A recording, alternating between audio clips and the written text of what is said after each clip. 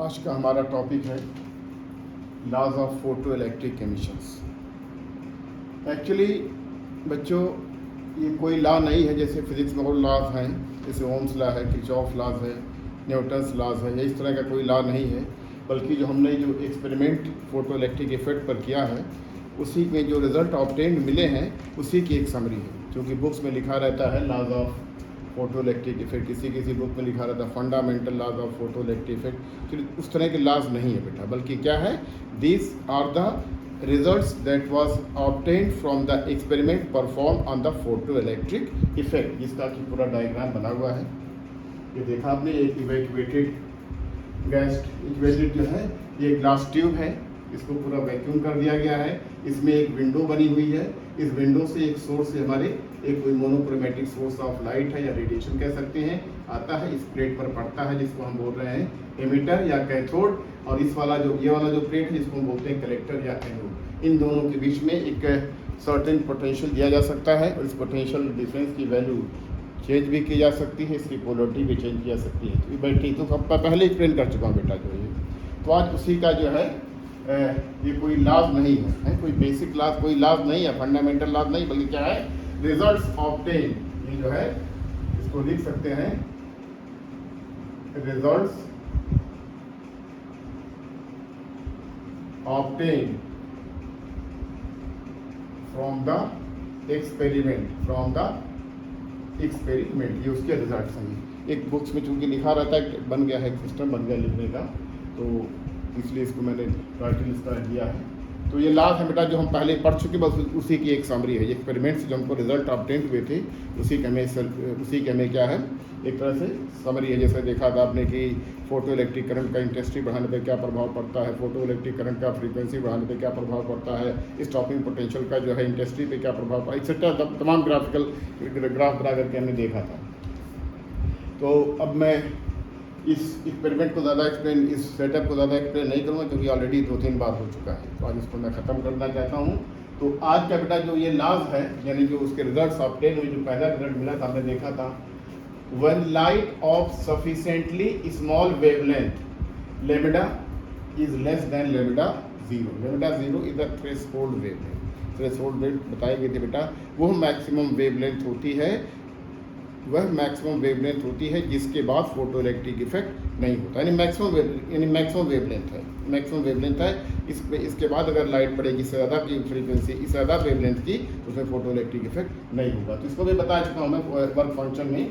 तो हमारे light of sufficiently small wavelength lambda less than lambda zero on a material surface the metal emits electron. जैसे ही एक जो है थ्रेशोल्ड फ्रीक्वेंसी, थ्रेशोल्ड वेवलेंथ या frequency भी कह सकते हैं, दोनों ऑलमोस्ट एक है, क्योंकि फ्रीक्वेंसी और अब उसमें रिलेशन जानते हैं आप। तो उसमें जो जैसे ही उसमें जो एक सफिशिएंटली लो स्मॉल वेवलेंथ, इसकी वैल्यू थ्रेशोल्ड वेवलेंथ से कम होनी चाहिए, अगर पड़ेगी तो मेटल सरफेस से इलेक्ट्रॉन निकलना शुरू हो जाते हैं। तो उसी इलेक्ट्रॉन को हम बोलते हैं फोटो इलेक्ट्रॉन। तो ये जो एमिशन होता है बेटा इज ऑलमोस्ट इंस्टेंटेनियस, ये इंस्टेंटेनियस होता है, यानी जैसे ही उस पर लाइट पड़ती है, रेडिएशन पड़ता है उस मटेरियल से, अगर वो लाइट सफिशिएंटली स्मॉल वेवलेंथ की है, तो उसमें फोटो इलेक्ट्रिक करंट निकलना शुरू हो जाते हैं। जैसे ही लाइट पड़ती, कितनी भी डिम क्यों ना हो, बस कंडीशन ये है कि वेवलेंथ जो होनी चाहिए एक सर्टेन मैक्सिमम वैल्यू से ज़्यादा नहीं होनी चाहिए, थ्रेशोल्ड वेवलेंथ से ज़्यादा नहीं होनी चाहिए।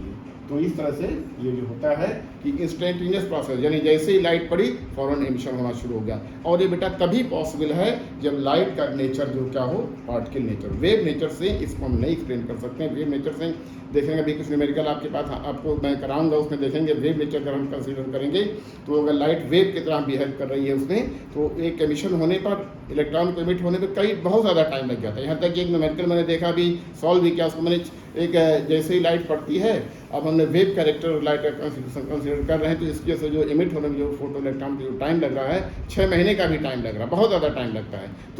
तो ये जो फिनोमेना है that can not be explained by the wave nature of the light. तो अगर लाइट का फोटोन नेचर जो है, यानी पार्टिकल नेचर जो है, उसी के आधार पर होता है। और जो टाइम लैग होता है बेटा 10⁻⁹ सेकेंड या इससे भी कम होता है। 10⁻⁻⁰ सेकेंड क्या, कुछ भी नहीं है। आप इसको कुछ भी नहीं भाई, कहने मतलब ये है कि जो फिनोमेना होता है ये इंस्टेंटेनियस होता है। जैसे ही सुटेबल फ्रीक्वेंसी या सुटेबल वेवलेंथ की लाइट फोटो सेंसिटिव मटेरियल पर पड़ती है, इलेक्ट्रॉन इमिट होना प्रारंभ हो जाते हैं। तो time lag 10 to the power minus 10 second 9 second या इससे भी कम का टाइम होता है। और जो 10 टू द पावर जो होता है, यानी इसमें देखिए जो time the emission is almost instantaneous, यानी वेरी स्मॉल हमने लिखा है, टाइम बुक में लिखा था, किसी किताब में 10 टू द पावर माइनस 8 भी लिखा हुआ है। Time lag is approximately 10 to the power minus 8 second between the incident of radiation and the emission of electron. तो कहने मतलब ये है बेटा कि जैसे ही एक प्रॉपर फ्रीक्वेंसी, सुटेबल फ्रीक्वेंसी या वेवलेंथ की लाइट फोटो सेंसिटिव मटेरियल पर पड़ती है, फौरन इलेक्ट्रॉन इमिट होना शुरू हो जाती है। इसको हम बता चुके हैं, तो अब उसको हम ज़्यादा नहीं करेंगे, दूसरे पॉइंट पर आते हैं। देखिए दूसरा पॉइंट हमारा है, for a given photosensitive material and frequency of radiation, ये जो फ्रीक्वेंसी है is greater than threshold frequency, the photoelectric current is directly proportional to the intensity of light. हमने देखा बेटा ग्राफ बना करके, जैसे ये ग्राफ हमारा था कि ये हमारी अगर इंटेंसिटी है आई है और ये हमारी फोटो इलेक्ट्रिक करंट है, तो ये डायरेक्टली प्रोपोर्शनल, ये डायरेक्टली प्रोपोर्शनल होती है। अब देखिए जैसे जैसे इंटेंसिटी बढ़ती जा रही है, करंट हमारी क्या हो रही है, इंक्रीज, यानी फोटो इलेक्ट्रिक करंट या फोटो करंट जो हो रही है इंक्रीज होती जा रही है। अगर हमारी इंटेंसिटी जीरो है, कुछ लाइट नहीं पड़ रही तो करंट हमारी जीरो है।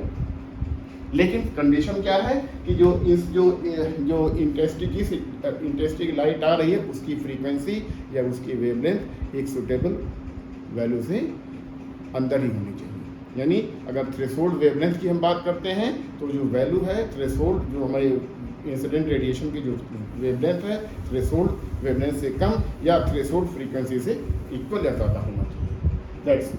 That is the second point. For again means for a given photosensitive material and the frequency of radiation, that frequency nu is the frequency greater than nu zero, the photoelectric current is directly proportional to the integer। जैसे graph हम पहले बताइए पढ़ चुके, से frequency constant रखा हमने, लेकिन दैट फ्रीक्वेंसी इज कांस्टेंट, जो फ्रीक्वेंसी हमने दिया था, frequency new is greater then mu zero, constant, ये क्या थी, फिक्स्ड थी, इसकी वैल्यू क्या थी, फिक्स्ड है। तो देखा हमने इंटेंसिटी और फोटो इलेक्ट्रिक करंट जो होती है डायरेक्टली प्रोपोर्शनल होता है, क्योंकि intensity means more photon means more photon will interact with more electrons, तो ज़्यादा इलेक्ट्रॉन इमिट होंगे, ज़्यादा करंट फ्लो होगी।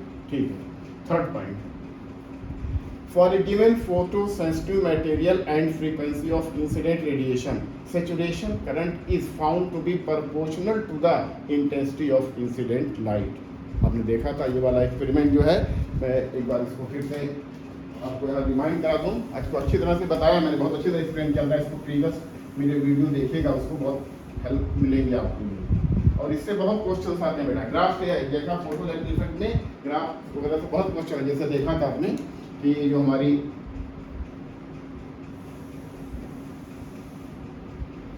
For a given photosensitive material frequency of the incident light saturation current, जैसे देखा था कि जैसे हमारी क्या है, ये हमारी है सैचुरेशन करंट, ये हमारी क्या है, ये करंट है, ये हमारी क्या है, जो हमने इसको दिया था, इसका नाम वोल्टेज दिया था या प्लेट वोल्टेज जो दिया था, ये हमारी क्या होती है, ये सैचुरेशन के बाद जो है नहीं बढ़ती वोल्टेज बढ़ाने से, और इसकी जो वैल्यू होती है यहाँ पर करती है स्टॉपिंग पोटेंशियल हो जाता है। लेकिन अगर इंटेंसिटी बढ़ा देते हैं, इंटेंसिटी अगर हम बढ़ा देंगे तो सैचुरेशन करंट बढ़ जाएगी, सैचुरेशन करंट जो हमारी क्या होगी, ये बढ़ जाएगी सैचुरेशन करंट, लेकिन स्टॉपिंग पोटेंशियल नहीं बढ़ेगी। अगर हमारी इंटेंसिटी I1 है और ये इंटेंसिटी कितना है, I2, तो जैसे जैसे लाइट की इंटेंसिटी बढ़ती जा रही है वैसे ही सैचुरेशन करंट की वैल्यू बढ़ती जा रही है। इसी तरह से और एक फ्रीक्वेंसी और एक इंटेंसिटी का लाइट भी लेते हैं, जैसे ये है, मतलब I3 है, ये इस तरह से है, इसमें कि I3 is greater then I2 greater than I1। ये बेटा ये पहले पढ़ चुके, बहुत अच्छी तरह से मैंने समझाया है, तो ठीक है। यानी जैसे जैसे इसमें जो लिखा हुआ for a given photosensitive material and frequency of incident radiation,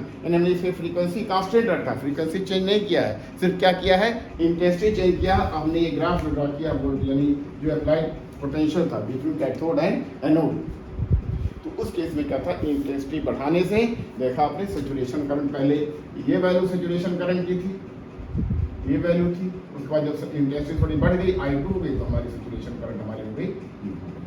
तो इस तरह से ये जो पॉइंट है इसका भी ग्राफ आप पहले पढ़ चुके हैं, उसी के समरी एक तरह से एक्सपेरिमेंट के लिखा दिया है। तो saturation current is found to be proportional to the intensity of the incident radiation. देखा आपने, जैसे ही आपने इंटेंसिटी बढ़ाया है सैचुरेशन करंट बढ़ गई है।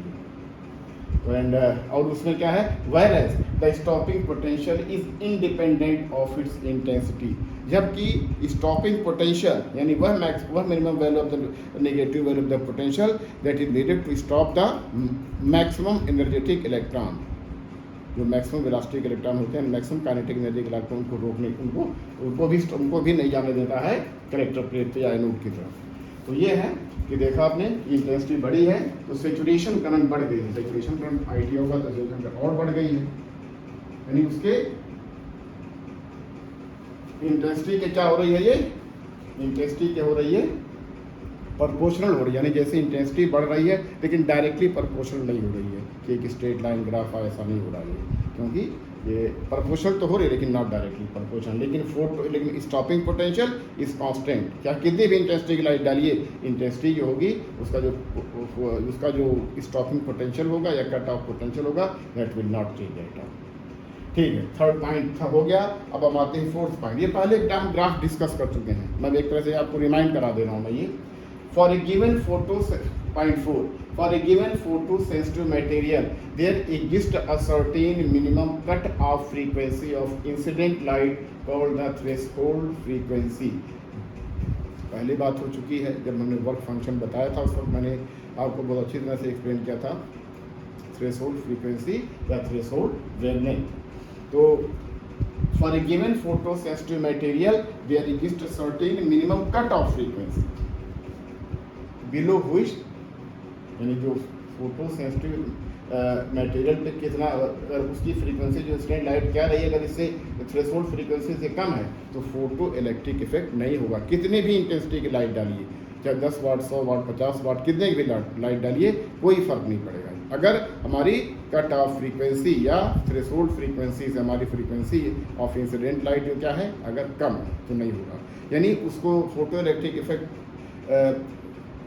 के लिए जो है हमारी जो कट ऑफ फ्रीक्वेंसी या threshold frequency should always be greater than or equal, यानी ग्रेटर देन कहिए, इक्वल टू, चलिए ठीक है, तो वर्क फंक्शन के लिए हो जाएगा। यानी जो हमारी थ्रेशोल्ड फ्रीक्वेंसी से ज़्यादा फ्रीक्वेंसी की लाइट पड़नी चाहिए, अगर उससे कम है तो कितनी भी इंटेंसिटी की लाइट डालिए, 50 वाट 100 वाट कितने भी और भी डालिए, उससे कोई फर्क नहीं पड़ेगा।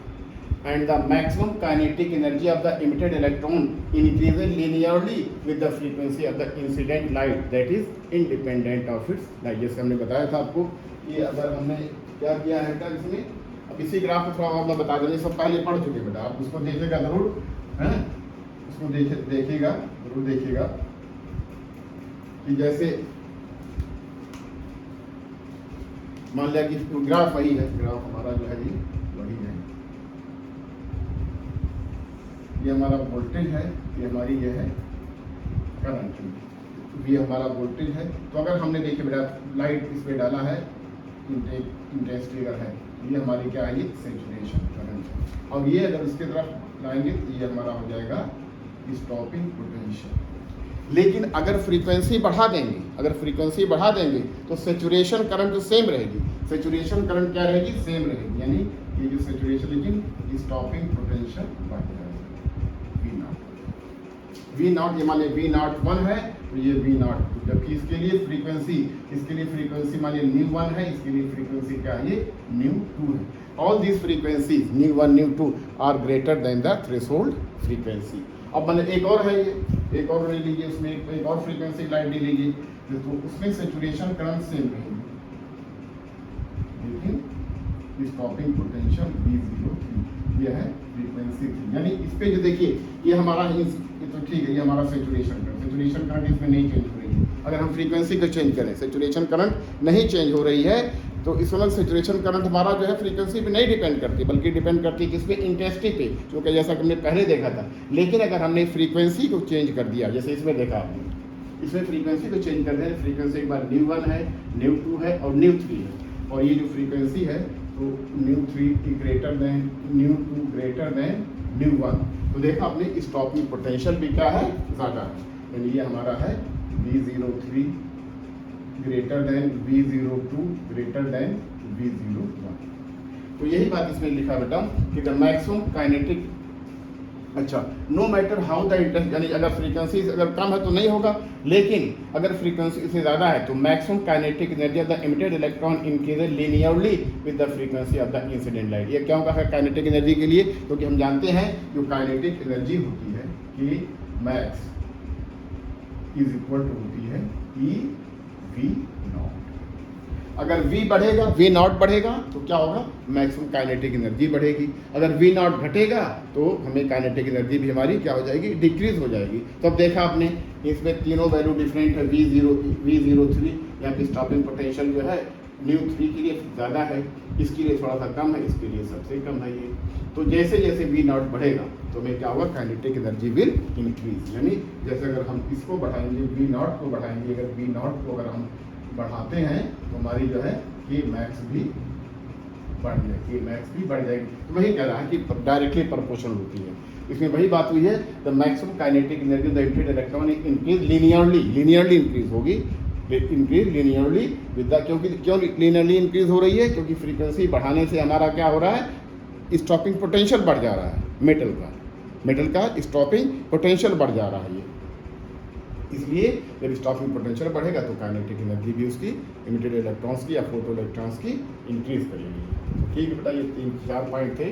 और the maximum kinetic energy the emitted electrons increase linearly with the frequency of the incident light but is independent of the intensity। कितनी भी इंटेंसिटी की लाइट डालिए इसके स्टॉपिंग पोटेंशियल पर कोई प्रभाव नहीं पड़ेगा, क्योंकि it is the property of the material. Frequency पे डिपेंड करता है। फ्रीक्वेंसी मीन्स अलग, जैसा देखा था अलग अलग मटेरियल की जो है अलग अलग थ्रेशोल्ड फ्रीक्वेंसी होती है। तो इंटेंसिटी बढ़ाने से नहीं चेंज होगा, बल्कि किससे चेंज होगा? फ्रीक्वेंसी को चेंज करने से होगा। तो इस तरह से देखा आपने कि the maximum kinetic energy of electron increases linearly with the frequency of the, frequency जब बढ़ेगी, जब हमारी फ्रीक्वेंसी बढ़ेगी लाइट की, तो उससे क्या होगा? हमारा स्टॉपिंग पोटेंशियल बढ़ेगा। जब स्टॉपिंग पोटेंशियल बढ़ जाएगा तो काइनेटिक एनर्जी हमारी ऑटोमेटिकली बढ़ जाएगी, लेकिन इंटेंसिटी से पे इंडिपेंडेंट होती है। यानी जो फोटो इलेक्ट्रिक जो स्टॉपिंग पोटेंशियल होता है या इलेक्ट्रॉन की जो मैक्सिमम काइनेटिक एनर्जी होती है जिस स्पीड से इमिट करते हैं, वो उसका इंटेंसिटी पर कोई प्रभाव, इंटेंसिटी का कोई प्रभाव नहीं पड़ता है। तो ये चौथा पॉइंट भी हो गया है। अच्छा, अब ये पांचवा पॉइंट है के मैक्स, यानी maximum kinetic energy of the emitted electron. क्योंकि जो मैक्सिमम काइनेटिक एनर्जी होती है बेटा, इसकी जो जब इलेक्ट्रॉन जब हम किसी पे लाइट पड़ती है, यानी फोटोन डालते हैं, तो कोई ज़रूरी नहीं कि उससे इलेक्ट्रॉन इमिट ही होना शुरू हो जाए, ऐसा नहीं होता। क्योंकि ठीक है कि अगर थ्रेशोल्ड फ्रीक्वेंसी, थ्रेशोल्ड अगर वर्क फंक्शन से ज़्यादा है तो ठीक, उतना तो हमें मिनिमम चाहिए ही। तो जो लूजली बाउंड इलेक्ट्रॉन हैं जो सरफेस पे बिल्कुल है तो निकल सकते हैं, लेकिन जो थोड़ा सा टाइटली या थोड़ा अंदर हैं उनके लिए जब निकलने में थोड़ा सा कोलिजन को भी फेस करना पड़ता है। तो इस कोलिजन में एनर्जी का वेस्टेज होता है। तो कोई ज़रूरी नहीं कि आपने सुटेबल फ्रीक्वेंसी की लाइट दे दिया तो उससे जो है इलेक्ट्रॉन इमिट होना शुरू हो जाएंगे। तो जो इलेक्ट्रॉन इमिट होते हैं, जो कि maximum of the photo electron very from 0 to certain maximum value, 0 से होते हैं एक मैक्सिमम वैल्यू तक आते हैं, यानी उसकी जो वैल्यू होती है 0 से लेकर के मैक्स के बीच हो सकती है। क्योंकि बेटा देखिए, फोटॉन इलेक्ट्रॉन से जब इंटरेक्ट करते हैं, एक्चुअली इसमें होता क्या है, 1-to-1 इंटरेक्शन होता है। यानी एक फोटॉन एक इलेक्ट्रॉन से इंटरेक्ट करेगा तो क्या करेगा, उसकी एनर्जी अपनी जो फोटॉन है वो अपनी एनर्जी इलेक्ट्रॉन को दे देगा। अब इलेक्ट्रॉन को निकलना है, वर्क फंक्शन से ज़्यादा है तो निकल सकता है, लेकिन कोई it is not necessary that it always be emitted. क्योंकि इलेक्ट्रॉन को जो है मेटल से निकलने के लिए कभी कभी कोलिजन में भी एनर्जी वेस्ट होती है। तो इसलिए कहा जाता है कि एनर्जी अगर सफिशेंट है, कोलिजन में एनर्जी वेस्ट होने के बावजूद भी एनर्जी कुछ बच रही है तब इलेक्ट्रॉन निकलेंगे। जैसा कि हमने ग्राफ में देखा था कि जो इलेक्ट्रॉन निकल रहे थे, जैसा मैंने बताया था आपको कि जब इलेक्ट्रॉन निकल रहे तो सडनली ज़ीरो नहीं हो रहे थे। यानी जब हमने जब हमने जो पोटेंशियल नेगेटिव कर दिया था, उसके बावजूद भी कुछ इलेक्ट्रॉन जो है ये कलेक्टर या एनोड की तरफ पहुँच रहे थे। एक मिनिमम वोल्टेज जाने के बाद ही एक इलेक्ट्रॉन बंद हुए थे। यानी जो मिनिमम वोल्टेज थी वो स्टॉपिंग पोटेंशियल थी, उसी स्टॉपिंग पोटेंशियल पर, on that stopping potential the maximum kinetic energy या fastest moving electron was stop, यानी photoelectric current was completely stop. तो कोई ज़रूरी नहीं है कि इलेक्ट्रॉन हम ये फोटोन डालेंगे सफिशेंट फ्रीक्वेंसी का है उससे इलेक्ट्रॉन निकलना चाहिए। इलेक्ट्रॉन निकल भी सकते हैं, ये भी निकल सकते हैं, क्योंकि इलेक्ट्रॉन अगर जो सरफेस पे होता है उसको निकलना आसान होता है, लेकिन कुछ इलेक्ट्रॉन जब कुछ फोटोन क्या होता है थोड़ा अंदर जाके इलेक्ट्रॉन से जब टकराएंगे उससे उसको जो है इंटरेक्ट करेंगे तो इलेक्ट्रॉन जो निकलेगा तो उससे कोलिजन यानी टकराने में एटम से न्यूक्लियस एटम से टकराएगा उसको, उसमें एनर्जी का वेस्ट काफ़ी कुछ हो जाता है, वेस्टेज हो जाता है। तो भी आएगा, उसके बाद हम इसको एक्सप्लेन करने के लिए क्वांटम फिजिक्स का सहारा लेंगे जो कि हमारे आइंस्टाइन की फोटो इलेक्ट्रिक थ्योरी थी। अच्छा चलिए ठीक है, अब हम इसको देखते हैं कि K maximum of photoelectron तो vary from 0 to certain maximum value, और ये मैक्सिमम वैल्यू होती है K max equal to E V naught. Actually K max और वी नॉट ये जो बेटा है ये actually it is nothing but the law but the conservation of energy है, क्योंकि decrease in the kinetic energy, decrease in the kinetic energy is equal to increase in the potential energy. ठीक है, इसको हम थोड़ा और भी जब क्वांटम फिजिक्स पढ़ाएंगे तो और अच्छी तरह से क्लियर हो जाएगा। दूसरा क्या है, V0 depends on the frequency of the incident. जैसा कि देखा आपने कि V0 है किस पे डिपेंड कर रहा है, फ्रीक्वेंसी पर, इंटेंसिटी से कोई मतलब नहीं है। तो इस तरह से ये जो लॉज थे एक्चुअली लॉ नहीं है, इसको लॉ नहीं कह सकते, किताबों में लिखा हुआ रहता है, इसलिए मैंने इसका जो है इस पॉइंट का title laws of photoelectric effect. Photoelectric effect are not the basic laws like other laws, Ohm's law, Kirchhoff laws, Ampere's laws, Newton's laws, इस तरह के लॉ नहीं है। तो ये सारे जो है लॉज के फॉर्म में एक तरह से लिख दिया गया है, समराइज करके सिस्टमेटिक। इसको पढ़ लीजिएगा, इसमें जो ग्राफ बताया गया उस ग्राफ से हर साल क्वेश्चन आता है। अभी मैंने कुछ क्वेश्चन 2025 का देखा था, उसमें भी फोटो इलेक्ट्रिक इफेक्ट ग्राफ पे ही दिया था कि ग्राफिकल ग्राफ बेस्ड क्वेश्चन था, बहुत सिंपल था क्वेश्चन। तो इस तरह से बेटा अब इसको मैं ख़त्म करता हूँ एक्सपेरिमेंट, क्योंकि एक्सपेरिमेंट जो था इसी का रिजल्ट है, इसी को लॉ के फॉर्म में लिखा गया है। इसको मैं कम्प्लीटली अब्रब कर रहा हूँ। अच्छा एक क्वेश्चन दे रहा हूँ मैं, क्वेश्चन ये है कि ये भी नीट का ही क्वेश्चन है, यही का क्वेश्चन नहीं है, कि एक जो है लाइट जो है किसी फोटो सेंसिटिव मटेरियल पर पड़ रही है जिसकी frequency 1.5 times is the frequency of the threshold, 1.5 time the threshold frequency, यानी इसमें जो लाइट पड़ रही है वो फ्रीक्वेंसी थ्रेशोल्ड फ्रीक्वेंसी से उसकी फ्रीक्वेंसी 1.5 गुना ज़्यादा है। तो अगर फ्रीक्वेंसी को हाफ कर दें और इंटेंसिटी को डबल कर दें, what will be the value of the photoelectric current. थोड़ा इसको देखते हैं करके, बहुत सिंपल है। इसको मैं मिटा रहा हूँ, पूरा अब ये रब कर दे रहा हूँ मैं इसको मैं रब कर दे रहा हूँ इसको, क्योंकि इसकी ज़रूरत नहीं पड़ेगी। आप चाहिए तो उसको जो है एक बार इसका और देख लीजिए थोड़ा सा।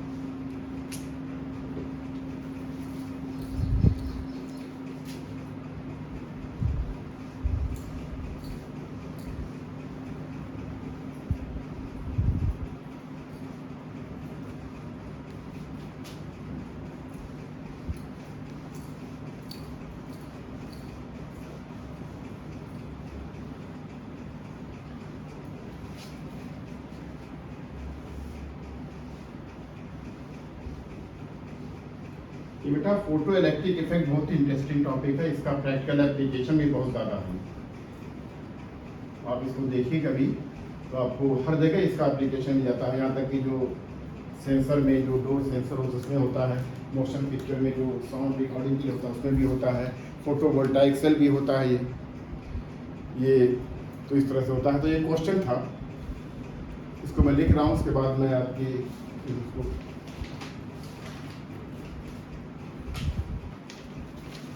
एक क्वेश्चन है,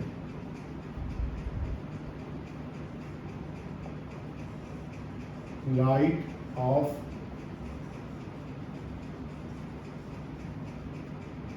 frequency 1.5 times the threshold frequency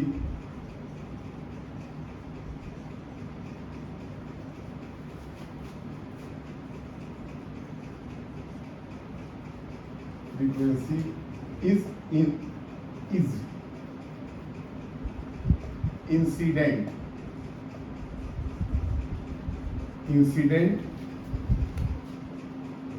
on a certain photosensitive material.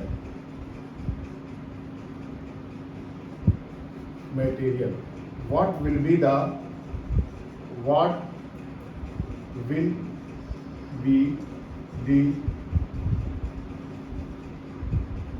value of photoelectric current if the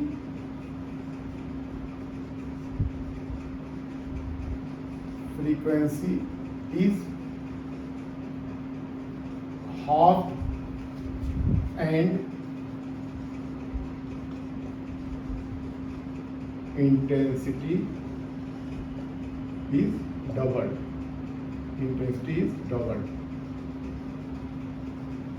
एक क्वेश्चन बहुत सिंपल, जो बच्चे पढ़े होंगे समझे होंगे उसको जो है उनको करने में, जो बच्चे इसको बेटा पढ़े होंगे समझ में आ गया होगा उसको इसमें जो ऑप्शन दिए हुए हैं आपको, ये जो ऑप्शन दिए हुए हैं ये है half, 1/4,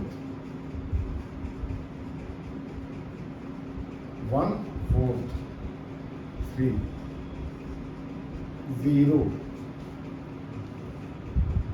and half, 1/4 and double.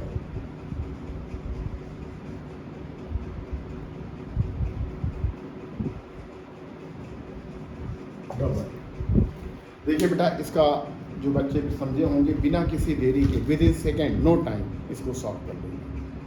देखिए इसमें ये कहा कि लाइट ऑफ फ्रीक्वेंसी, यानी जैसे था ये इस पर जैसे था कोई, ये हमारा ये लाइट इस पर जैसे कोई पड़ रही है, सपोज करिए कोई लाइट मीटर में पड़ रही है, ऐसे ये रेडिएशन आ रहा है, तो इसकी जो फ्रीक्वेंसी है nu equal to 1.5 times nu naught, ये हमको दिया, यानी थ्रेशोल्ड फ्रीक्वेंसी का 1.5 टाइम्स है। ये 1.5 टाइम्स है, मीन्स जो हमें रेडिएशन की जो फ्रीक्वेंसी आ रही है इससे क्या हो रहा है 1.5, यानी थ्रेशोल्ड फ्रीक्वेंसी से ज़्यादा है, 1.5 गुना ज़्यादा है, तो इससे इलेक्ट्रॉन क्या होंगे हमारे, इसे लिख लेंगे, electron will be ejected out, लिख लेंगे। लेकिन अब क्या दूसरे केस में क्या कह रहा है कि फ्रीक्वेंसी को हमने हाफ कर दिया, यानी जो हम मान नई फ्रीक्वेंसी हमारी न्यू डैश है, ये हाफ ऑफ द 1.5, ये हाफ होगी, यही बात हुई है ना। तो क्या है ये भैया हाफ हो गई है, ये क्या होगा 0.75 न्यू नॉट, जैसे कह सकते हैं 75% ऑफ न्यू नॉट, यानी जो हमें अब फ्रीक्वेंसी ऑफ रेडिएशन है, यानी फ्रीक्वेंसी ऑफ लाइट जो है ये हमारी सिर्फ 0.75, यानी फ्रीक्वेंसी से जो फ्रीक्वेंसी आ रही है less than the threshold frequency. जब less than the threshold frequency है तब होगा क्या, फोटो इलेक्ट्रिक इफेक्ट होगा ही नहीं, फोटो इलेक्ट्रिक इफेक्ट यानी फोटो इलेक्ट्रिक करंट क्या होगी हमारी जीरो होगी, क्योंकि कोई फोटो इलेक्ट्रिक इफेक्ट नहीं होगा। इसमें कुछ सॉल्व करने की ज़रूरत ही नहीं है, जिन बच्चों ने पढ़ा होगा, इसलिए बेटा कहता थोड़ा सा पढ़िए, समझ के पढ़िए, थोड़ा सा रटने की कोशिश मत कीजिए, समझिए, कंसेप्ट क्लियर करने की कोशिश कीजिए। तो इसमें कुछ था नहीं, इसको सॉल्व करने में, और आप सॉल्व कर ले तो एक आध मिनट तो लग ही जाएगा, लेकिन उसको सॉल्व नहीं करना है, सीधे करके बता सकते हैं कि फ्रीक्वेंसी पहले 1.5 टाइम्स 1.5 न्यू नॉट थी, अब इसका 0.75 हो गई, जो कि थ्रेशोल्ड फ्रीक्वेंसी से क्या हो गई है, कम हो गई है। तो उस केस में क्या होगा, हमारे जो फोटो इलेक्ट्रिक करंट होगी जीरो होगी, यानी कहना होगा फोटो इलेक्ट्रिक करंट हमारा होगा ही नहीं, photoelectric effect will not take place in this case when the frequency is less than the threshold frequency. तो ठीक है, मैं थोड़ा सा ये क्वेश्चन आपके नीट में आया हुआ है 2020 में, ये आया हुआ है, ये नीट 2020 में आया हुआ है। ये इसको बहुत से बच्चों ने गलत किया था, कुछ बच्चों ने जिन्होंने पढ़ के गए थे बिल्कुल एक बिना किसी समय गंवाए कर दिए थे, जो इसमें सॉल्व करने लगा या कुछ करने लगा तो उसको गड़बड़ हो जाएगा। जैसे होता है कि भाई फ्रीक्वेंसी हमारी हाफ कर दी गई, इंटेंसिटी डबल हो गई है, इंटेंसिटी का एमिशन पर कोई प्रभाव नहीं, उसको कोई नहीं। ठीक है, अगर हमारा फोटो इलेक्ट्रिक करंट जो है हो रहा है, यानी थ्रेशोल्ड फ्रीक्वेंसी से ज़्यादा का रेडिएशन आ रहा है, तो इंटेंसिटी बढ़ाने से फोटो इलेक्ट्रिक करंट की वैल्यू बढ़ेगी, लीनियरली बढ़ेगी। लेकिन अगर फ्रीक्वेंसी कम है थ्रेशोल्ड फ्रीक्वेंसी से, तो इंटेंसिटी कितना भी बढ़ाए, डबल कर लीजिए, 4 टाइम कर लीजिए, क्वाड्रुपल कर लीजिए, 10 गुना बढ़ा लीजिए, कुछ भी कर लीजिए, बिल्कुल फोटो इलेक्ट्रिक इफेक्ट होगा ही नहीं, यानी फोटो इलेक्ट्रिक करंट हमारी क्या होगी, ये 0। ठीक है, आज के लिए इतना रहने दीजिए। अब दूसरा एक है बेटा, इसमें जो इम्पोर्टेंट, सबसे इम्पोर्टेंट है कि आइंस्टीन एक्सप्लेनेशन, यानी आइंस्टीन ने कैसे फोटो इलेक्ट्रिक इफेक्ट को एक्सप्लेन किया था, इसके लिए उनको नोबेल प्राइज़ भी मिला था। पहले आइंस्टीन जो थे, एक किसी जो है पेटेंट ऑफिस में 3rd ग्रेड साइंटिस्ट के वक्त काम करते थे, उन्होंने ही तो 1905 में ही दे दिया था ये थ्योरी, फोटो एक्सप्लेन कर दिया था। लेकिन क्वांटम थ्योरी का हेल्प लेकर के किया था उन्होंने, तो यानी वेव थ्योरी ऑफ लाइट को नहीं, बल्कि क्या किया था, पार्टिकल थ्योरी से। ये कहा भी कि फोटो इलेक्ट्रिक इफेक्ट को हम जो है वेव थ्योरी से एक्सप्लेन कर ही नहीं सकते हैं। फिर बाद में जब इनको पहचान मिली, इनके पेपर को पढ़ा गया, तो 1921 में फिर इसको क्या हुआ, या 16 में शायद इनको फिर नोबेल प्राइज़ काफ़ी दिनों के बाद मिला, लेकिन इसी पर मिला था, फोटो इलेक्ट्रिक इफेक्ट को कंप्लीट एक्सप्लेनेशन देने के लिए। तो ठीक है, आज इतना रहेंगे, फिर अगली नेक्स्ट देखते हैं।